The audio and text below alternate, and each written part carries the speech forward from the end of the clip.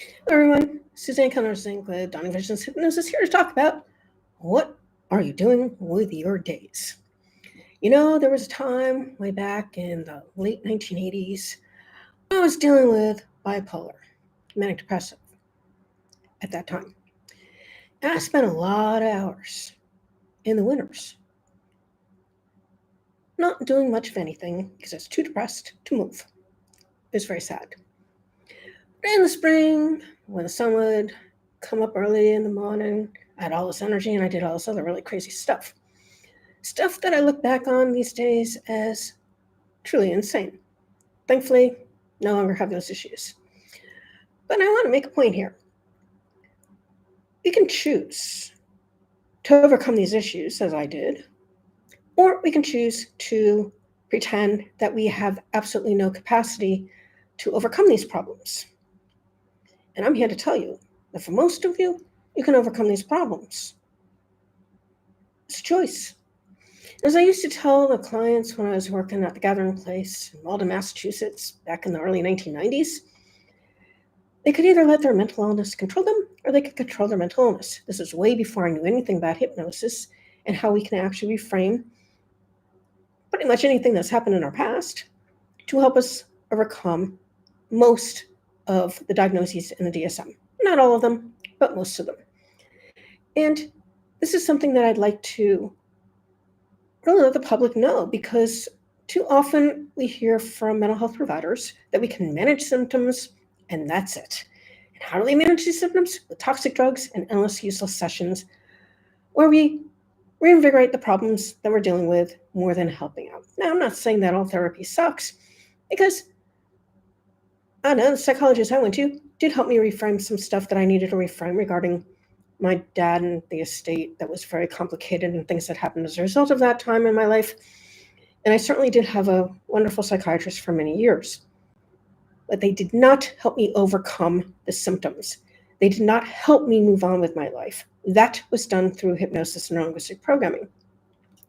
Now, this is another thing I'd like you to think about. How many days do we have on planet Earth? What are you doing with those days? Do you have any kind of, shall we say, mission or purpose in this life beyond yourself and your own family? Because this is what I know to be true after my 63 years on this planet.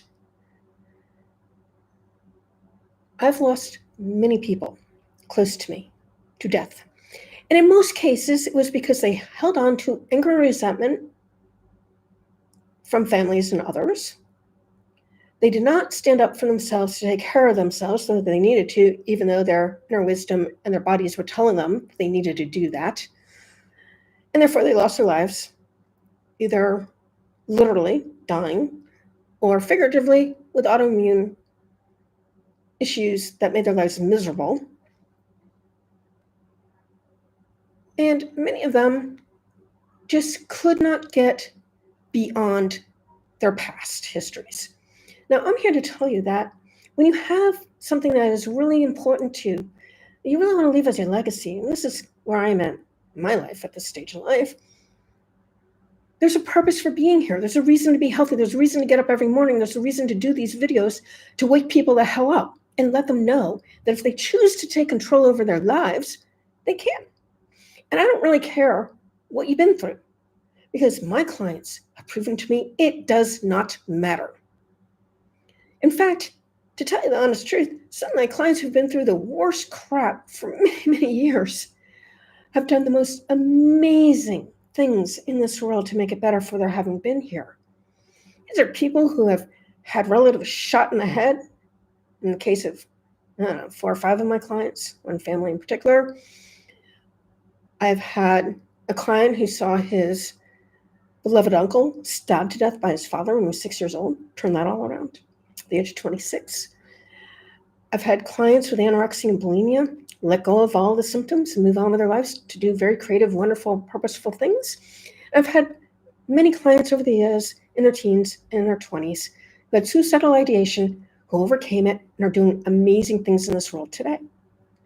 And I know because I'm still in contact with a lot of these folks, because I invite them to be in contact with me to give me the updates. I'm here to help them if they need it, but more importantly, I want to know how they're doing.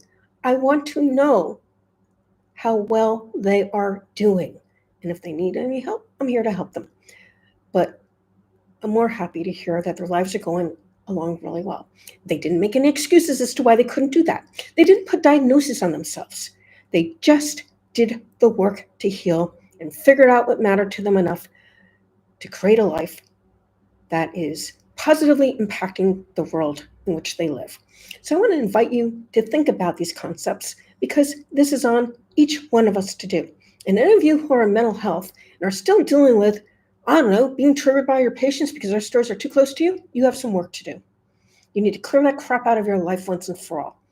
It can be done. It can be done quickly and effectively.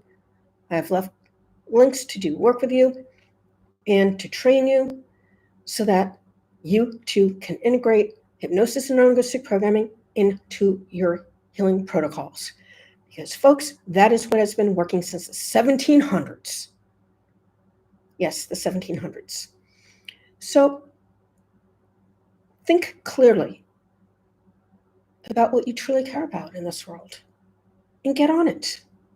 Because we need your creative, out-of-the-box thinking, your insights, and your intuitive knowings to make this world better because you were put here to do something amazing. And it will show up if you do your work.